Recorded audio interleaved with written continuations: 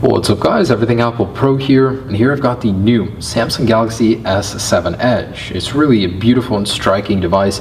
They've changed a lot of things on the outside. It's a lot curvier, smoother, and finish is different. All in all, it equals out to be quite a beautiful phone. Not only did they make it look better, but they also did add waterproofing. So we're returning to the old golden days of waterproof Samsung phones. The S5 was technically water resistant, not waterproof, but this one has a full IP68 waterproof rating, meaning it can sit in 1.5 meters of water for 30 minutes and come out just fine after taking all of your dolphin photos. So I want to put it to the test with this video. Is this thing really waterproof? Are Samsung's claims true? And as a point of reference, I've got an iPhone 6s Plus here. This thing isn't water resistant or waterproof or anything like that, but as your average smartphone nowadays, I want to see how a regular smartphone compares underwater to a Samsung Galaxy S7 Edge, which is said to be waterproof. So let's go ahead and test these phones, see how they do, if the Galaxy S7 Edge is actually waterproof, and this is just a foot of water, regular tap water here. We're going to set these guys in there and see what happens and if they survive. So here are these beautiful phones, the Samsung Galaxy S7 Edge, the iPhone 6s Plus. I'm not too worried about the S7 Edge. You know, the construction seems solid. It's a lot beefier as they did waterproof it from the inside out instead of just adding rubber seals around it like the S5. You know, I have good faith in Samsung. The S5, which wasn't even waterproof, did so well when I took it underwater. Whew. All right, so let's put these guys to the test. See how long the iPhone 6s Plus compares when it tries to compete on the waterproof level. Here we go. Whew. 3, 2, 1. All right, so we're gonna let them soak, and got the Galaxy S7 Edge on the left, the iPhone 6s Plus on the right. Let's give them a few minutes here, and if they do survive, what I really want to see is what still works and what doesn't. A lot of people test if it survives or not, but the next day it stops working, you know, like ports stop working. And let's put this all to the test and see how they do. So Galaxy S7 Edge just connected to a network underwater. Otherwise the 6s Plus just lost service. I don't know. They still look good. All right, so we're approaching 3 minutes right now, so I'm gonna go ahead and pull them out and see how they're doing. Usually, someone, if they drop their phone in the water, they're not gonna leave it there unless they want to intentionally record underwater. So at 3 minutes here, let's pull them out real quick. And we'll go ahead and pause on this guy. All right, so both seem to be working just fine. Both displays still work. It's like you could almost say the 6s Plus is waterproof, but we know that's not the case. It's only a matter of time. But both seem to be doing pretty good. I'm impressed. All right. So in they go again. All right, in the phones go again. Let's go ahead and start this timer again. And this time we'll leave them in for a longer amount of time. Let them really soak up in there, but I'm actually surprised. The iPhone is doing okay, not showing any signs of water damage yet. The last one we tested didn't do very well. Maybe it was the iOS 9.2.1 update did something different, we'll see. But you know, about a foot of water in here, good amount of depth in there. Let's see how it really does. Now what's really cool about the S7 Edge and S7 is that they actually have a cooler inside of them.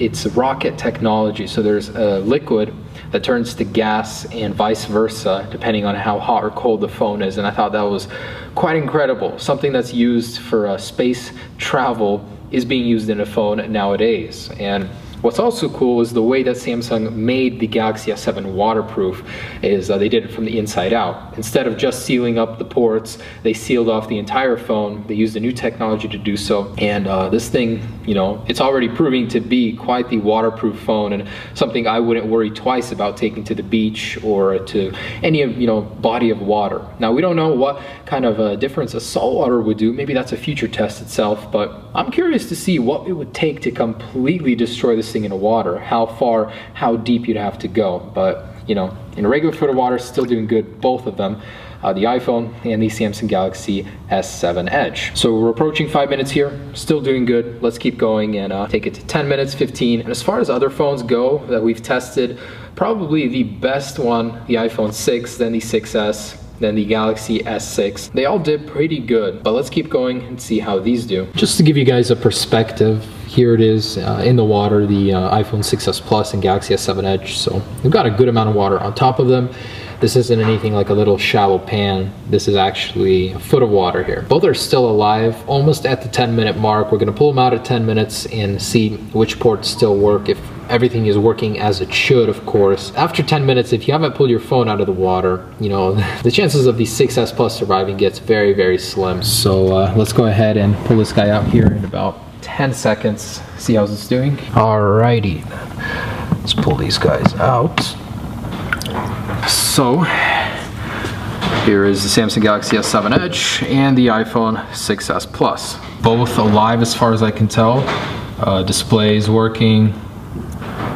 Home button's working. I am amazed. What the heck? This guy seems to be working okay. So let's test the speakers, see if we can get some audio out of them. That is really, really quiet. That is seemingly too quiet.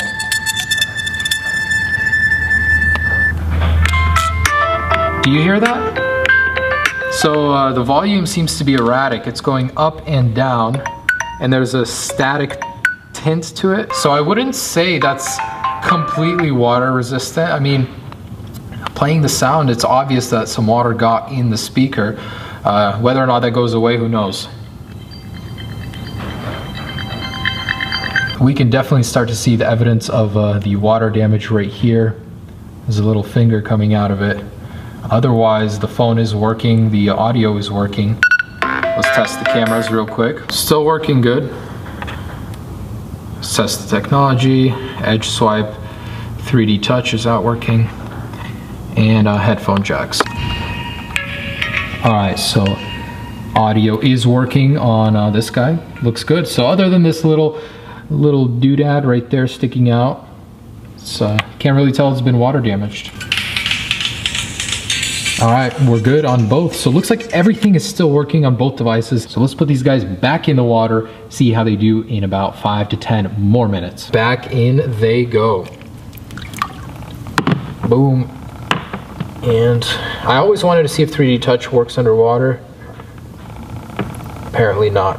So when I push on the S7 Edge, there's no air coming out, nothing. And wow, the screen actually works underwater. What? I had no idea. So you can go and start recording, choose any application underwater. Wow. Okay, I'm honestly a little bit blown away right now. I had no idea that would something that would work. I can't get the Edge display to pop up, but you can actually use this thing underwater.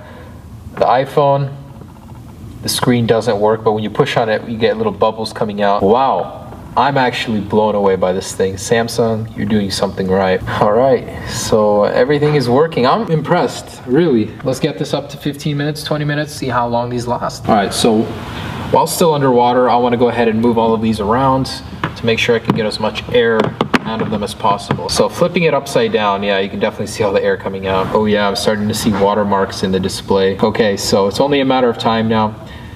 It no longer catches Wi-Fi underwater. And starting to see more artifacts on the display. Let's leave it. Shouldn't be long. The end is coming. All right, so the phone has restarted. I'm gonna go ahead and leave it in here, but you can see on the displays there's artifacts from the water and the shader on the whole left side of the screen. Yeah, so unless you want a cool new boot logo, don't put your phone in there. Ooh. Anyways, I think that is completely done. So I'm gonna pause it.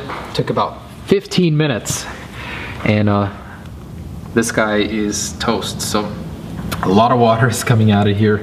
Look, I can squeeze it and it'll, oh my goodness. Nice new water gun for you coming out of the side. Oh my goodness, that's a lot of water. I've never seen that before. That is cool. I want to show you guys how effective the iPhone makes as a water gun. So I'm going to fill this up completely. You want to squeeze the iPhone to make sure to get as much water inside of it as possible. Okay, so it is full of water now, and just go ahead and squeeze your phone. You can shoot up to 6 feet. That actually goes pretty far.